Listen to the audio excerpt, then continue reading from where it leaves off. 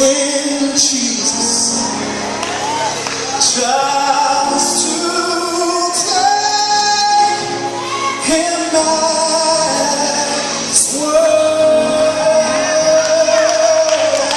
and just to rest upon every promise, and just to know thus saith the Lord.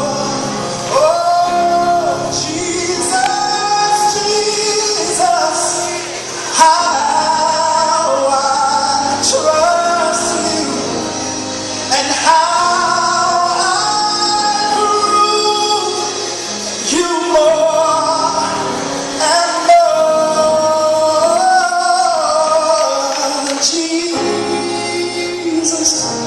Jesus, you're precious to me, Jesus.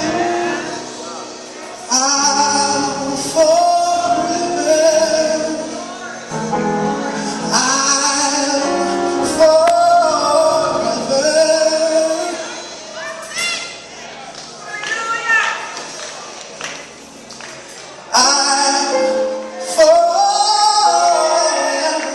Oh, yes.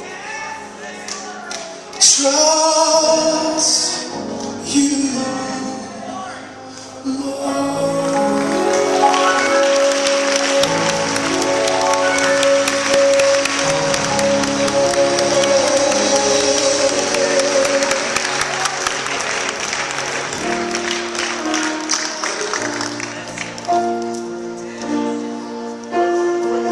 Bless your name, God. Yes, Lord. Yes,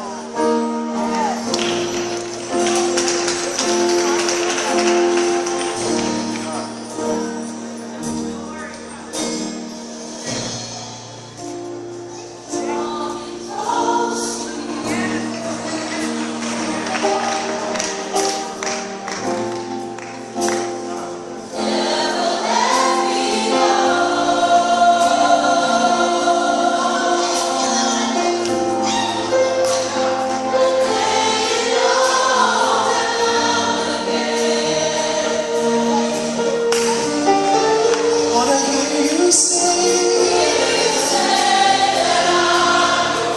the friend. You are my desire. Oh, no one else will do.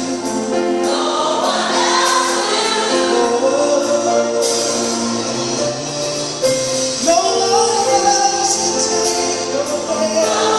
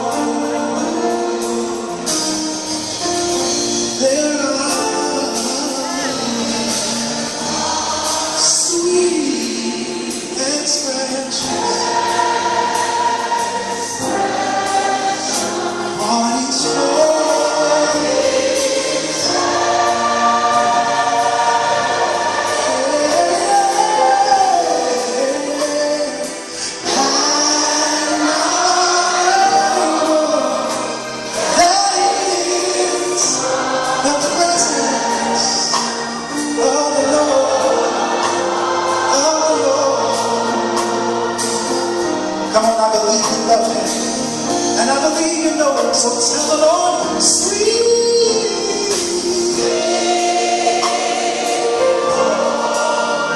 Holy Spirit, we reverence you, Lord, sweet heavenly dove, stand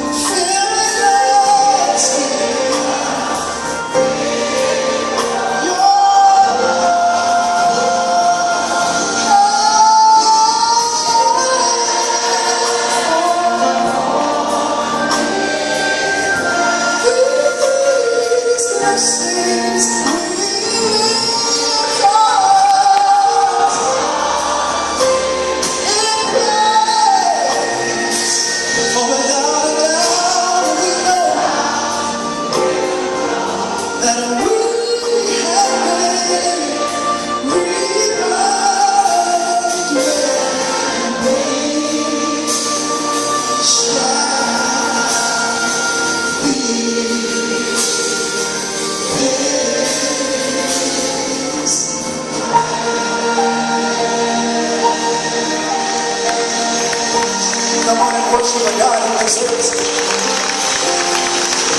Worship the God of all creation who deserves it.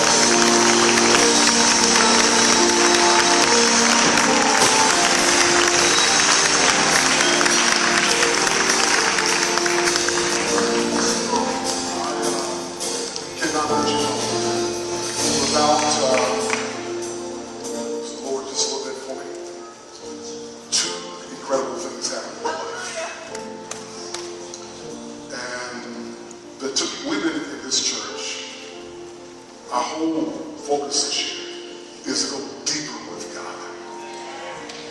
We've been on a 40-day fast. We're halfway point today. To go deeper with God. It's more than words. One of the things that happened to me last year, God told me that, I only told a couple of folk this, some of our leaders, that God told me at the end of 2013 that this more than likely is going to be the most difficult year of my life. I began to get nervous and I shared it with you. I said, God, I don't even take it. And one of the things you said to me is that, he said, Freddie, God is going to use the stuff you're about to go through to take you deeper. You asked God to take you deeper.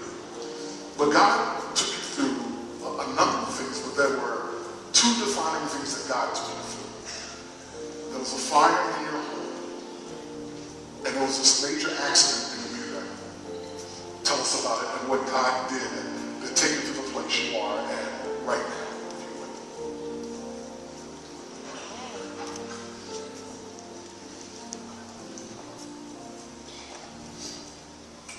I'll start here. 3 years ago, I wanted to release the seed that's about to release this year. And in my frustration with trying to get it out, I just said, you know what, I'm going to set a date. I'm going to release it. So this was in 2010. This is December of 2010. And so I said, April the 12th, which was a Tuesday of 2011, my CD, Deeper Faith, will be released.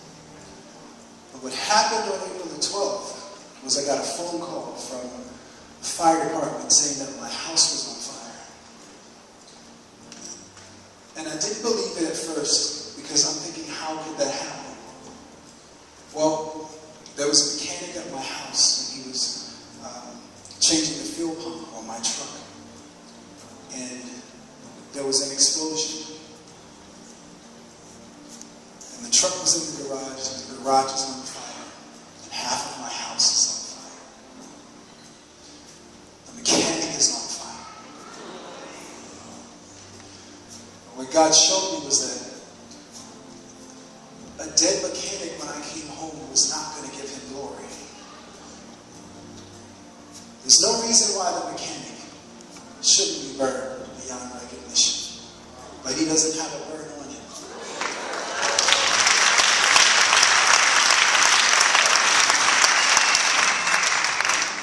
And my mom was at my house. She had fallen and broken her ankle.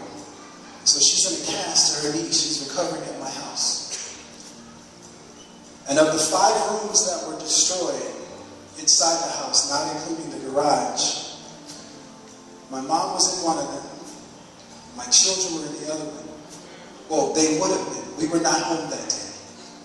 Had we been home, they would have been in those rooms. And I would have had to make a choice. Who do I save first? My mom who can't get out by herself, or my children? God was just showing me, Duawne, you said you wanted to go deeper. You want deep faith? Let me just test and see how deep you want to go. And I never once believed that it was the enemy. A lot of times when things happen to us, we place blame on the enemy. Look at all the stuff that Job went through. Was that the enemy's fault? No. God said, have you considered it? Yeah. So we as believers, here's another thing that I've learned. We as believers, the enemy has to first get permission. Right. So if you're in a test,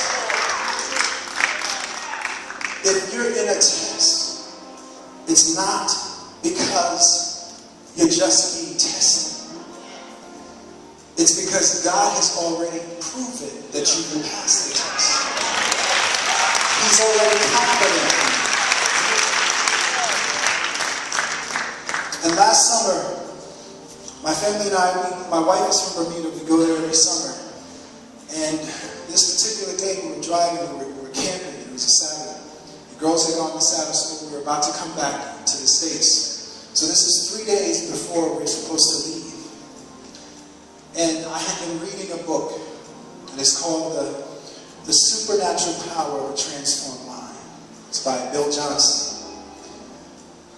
And I said to my wife, I said, you know what? I know what my ministry is.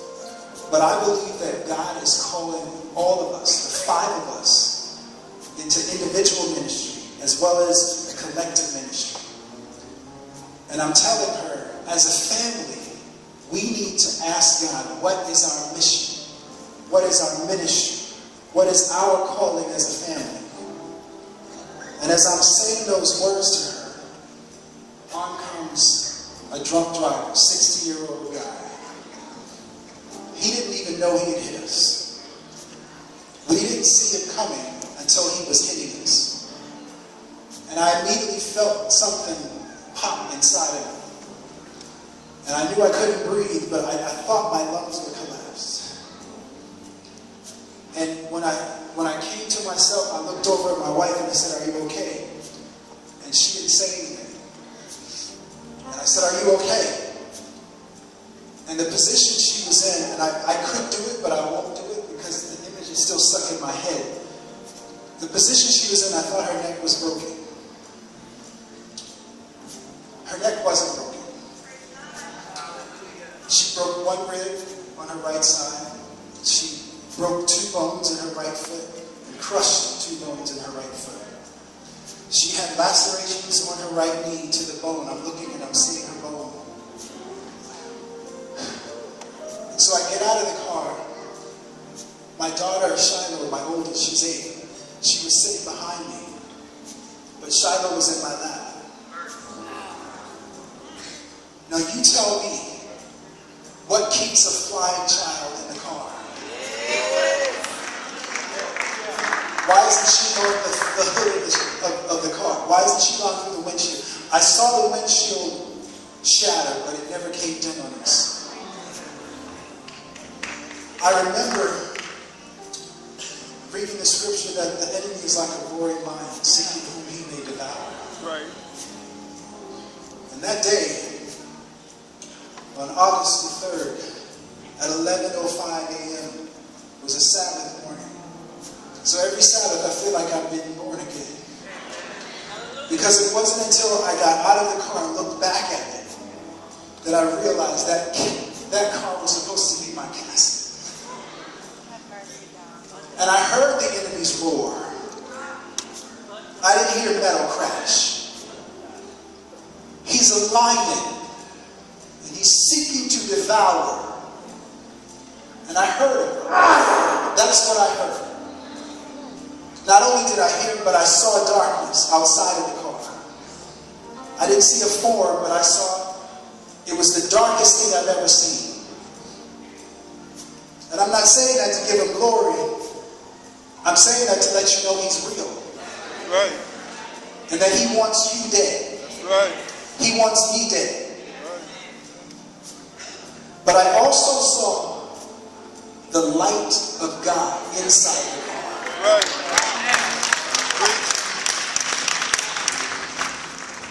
And I heard God say, you can break them, but you cannot destroy them. What I found in this whole experience is that God wants us to be broken. But he doesn't want us to be broken just to be broken. Because when God breaks, it's to distribute. Everything God broke, he broke it to distribute. Wow. So he broke us so that we could be distributed. And wherever I go, I'm going to tell him.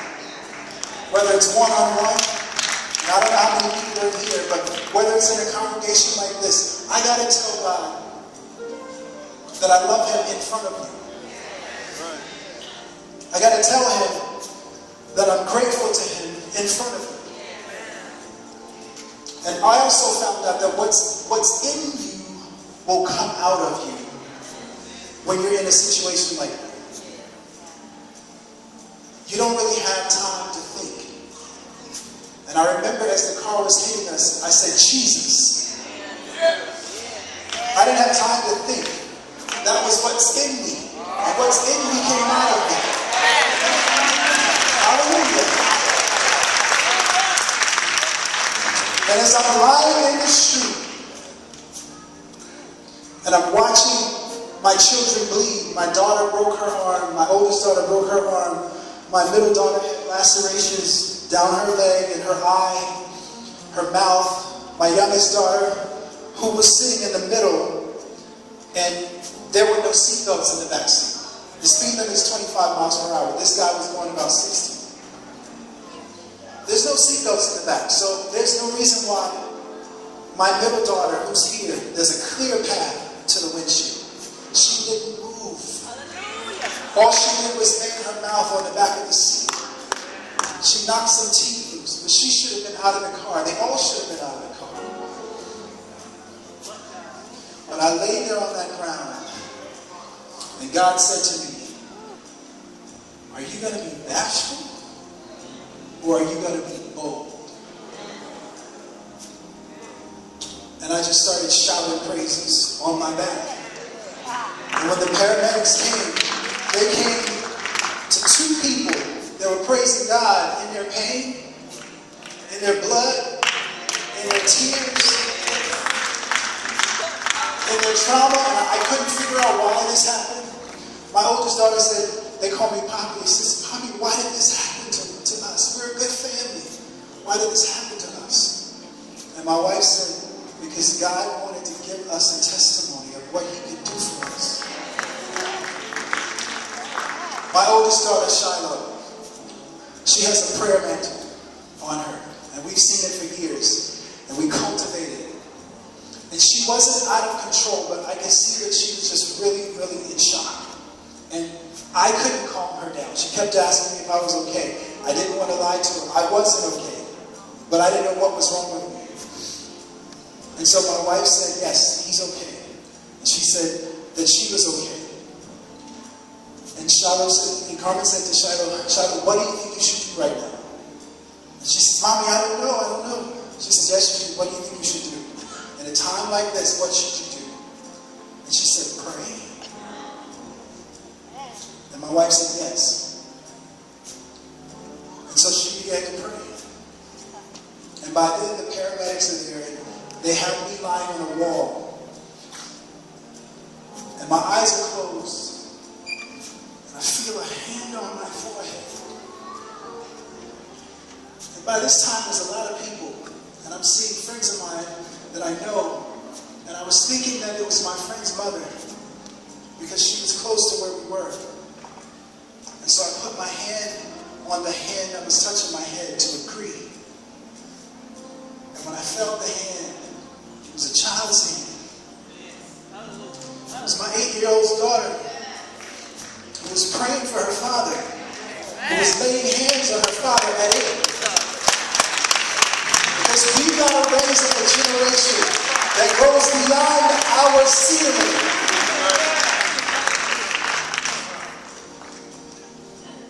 Too many times we build monuments to people that have gone before. But what we're supposed to do is build on their ceiling. That should be our floor. My 8-year-old, her floor is to lay hands and believe that her prayers are going to be answered. And I don't know what God has in store for them. I don't know what He has in store for us as a family. But I know that we have purpose. And we have destiny on our lives. And I also knew that that day, I had to get to church the following Sabbath, no matter what condition I was in. And so we flew back home 3 days later, and it was a circus, because none of us could do anything. All of us were in wheelchairs. My wife had to be lifted into the airplane where the cargo goes. But I stood up before Miracle Temple in Baltimore, Maryland, because I needed to let them see the answers to their prayers. Because what the enemy wanted was 5 caskets laid in the front. But what God wanted was 5 ambassadors for the kingdom to stand with them. And I'm one of those ambassadors. My wife and daughters are one of those ambassadors. And I tell you, October 30th, we did the recording, Deeper Faith, but that's not where the faith walk ended. It just shifted directions. And so I don't know where I'm going, but I know that God is with me, and I know that God is directing every step I take.